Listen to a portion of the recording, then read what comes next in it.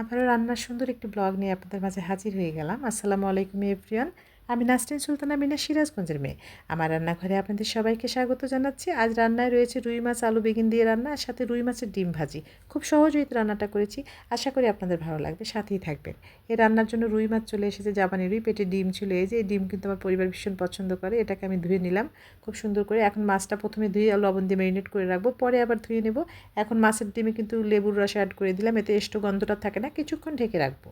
এভাবে করেই কিন্তু আমি এই যে মাছটা আবার সুন্দর করে আমি লবণ দিয়ে মেখে রেখেছিলাম সেটা ধুয়ে নিচ্ছি। একটা মাছ রান্নার আগে যে কতবার আমি ক্লিন করি, একেবারে রূপোর মতো ঝকঝকে হয়ে যায়, তবে রান্না করতে ভালো লাগে। মাছটা লেবুর রস দিয়ে খুব সুন্দর করে ম্যারিনেট করে নিচ্ছি, কারণ এতে লেবুর রসে তার সাথে থাকলে এষ্টো গন্ধটা থাকবে না। আমি কিন্তু সবজিটা ধুয়ে নিলাম, আলু বেগুন সুন্দর করে। এখন এই যে আবারও ফাইনালি ডিমটা ধুয়ে নিলাম, লেবু দিয়ে মেখে রেখেছিলাম। এখন একটা মশলা রেডি করছি। আদা রসুন জিরে বাটা, হলুদ লবণ লাল মরিচের গুঁড়ো দিয়ে রেডি করে নিলাম। তেলের মধ্যে একটু রসুন আর আদা কুচি দিয়ে ভেজে নিচ্ছি। এখন পেঁয়াজ কাঁচামরিচ দিয়ে ভেজে নিচ্ছি। সফট হয়ে গেলে কিন্তু মশলাটা অ্যাড করে দিব। মশলাটা উল্টে পাল্টে ভেজে নিচ্ছি। একটু শুকনো মরিচের গুঁড়ো দিয়ে দিলাম, একটু ঝাল ঝাল হওয়ার জন্য। খুব সুন্দর করে একদম হয়ে গিয়েছে। এখন কিন্তু আমি এই যে মাছটা আবার সুন্দর করে ধুয়ে নিচ্ছি, লেবু দিয়ে মেখে রেখেছিলাম। একদম রূপোর মতো চকচকে হওয়া চাই। এভাবে করে কিন্তু ডিমটা দিয়ে দিলাম। মশলা কিন্তু আমার কষানো হয়ে গিয়েছে। ডিমটা উল্টে পাল্টে এভাবে করে ভেজে নিচ্ছি। এই ডিম ভাজিটা একদম কম সময় লাগে, কিন্তু খেতে অনেক বেশি মজা। তেলের মধ্যে একটু আলু কুচি দিয়ে দিলাম।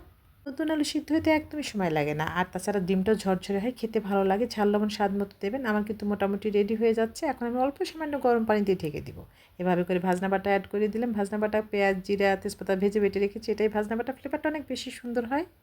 আপনি ইচ্ছে করলে ভাজা জিরের গুঁড়ো দিতে পারেন, এতে ফ্লেভারটা অনেক বেশি ভালো হবে। সুন্দর করে ঢেকে রাখবো কিছুক্ষণ। এখন মাছটা একটা সার্ভিং বলে দিয়ে দিচ্ছি। আমার ডিম ভাজিটা কিন্তু রেডি হয়ে গিয়েছে। একটু কাঁচামরিচ দিয়ে চুলা বন্ধ করে দিয়ে কিন্তু ঢেকে রাখবো।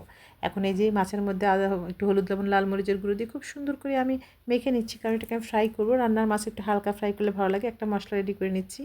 কাঁচামরিচের পেস্ট, আদা রসুন জিরে বাটা, হলুদ লবণ লাল মরিচের গুঁড়ো দিয়ে খুব সুন্দর করে আমি একটু পেস্ট করে নিলাম। এখন আমি গরম তেলে উল্টে পাল্টে মাছটা হালকা ফ্রাই করে নিচ্ছি রান্নার জন্য। সবগুলো মাছ এভাবে করে ফ্রাই করে নিচ্ছি। এই যে পেটির মাছটা সাবধানে দেবেন, এতে তেলটা ফোটে বেশি। এভাবে করে আমি রেডি করে নিলাম, রান্নার জন্য একদম রেডি। ওই তেলের মধ্যেই কিন্তু বেগুন আর আলু ভেজে নিচ্ছি। সবজিটা একটু ভেজে নিলে রান্নাটা একটু বেশি মজা হয়, সেজন্য কিন্তু আমি একটু ভেজে নিলাম। আর সামান্য তেল দিয়ে মশলাটা কষিয়ে নিচ্ছি, যে মশলাটা রেডি করে নিয়েছিলাম। আমার ডিমটা রেডি। এখন একটা সার্ভিং প্লেটে দিয়ে দিচ্ছি। দেখুন কতটা সুন্দর, কি যে মিষ্টি ফ্লেভার। এটা রুটি পরোটা গরম ভাত সব কিছুতে ভালো লাগে। ম্যারিনেট করা মশলাটা কিন্তু আমার কষানো হয়ে গিয়েছে। এখন এর মধ্যে আমি বেগুন আর আলু দিয়ে উল্টে পাল্টে 80% সিদ্ধ করে নেব। তারপরে অল্প অল্প করে পানি দিয়ে সিদ্ধ করে নিচ্ছি, যে হয়ে গিয়েছে প্রায়। এখন কিন্তু মাছটা দিয়ে দিলাম। মাছটা দিয়ে ঝোলের মধ্যে উল্টে পাল্টে সবজির সঙ্গে কষিয়ে নিলে বেশি ভালো লাগে। গরম পানি দিয়ে দেবেন ঝোলের জন্য। হাই হিটে রান্না করে নিচ্ছি। ভাজনা বাটা অ্যাড করে দিচ্ছি। ঝোলের তরকারিতে ভাজনা বাটা স্কিপ করা যাবে না। জিরা পেঁয়াজ আর তেজপাতা ভেজে বেটে রেখেছি, এটাই ভাজনা বাটা। এর লং ভিডিও শেয়ার করেছি, দেখে নেবেন। আমি আবারও শেয়ার করব। এই যে আমার তরকারি কিন্তু রেডি। একটা সার্ভিং বাটিতে দিয়ে দিলাম। দেখুন কতটা সুন্দর। আমার এরকম সহজ সুন্দর খাবার যদি ভালো লাগে পেজ ফলো করবেন। আজ বিদায় নিচ্ছি। সুস্থ থাকবেন, ভালো থাকবেন। আল্লাহ হাফিজ।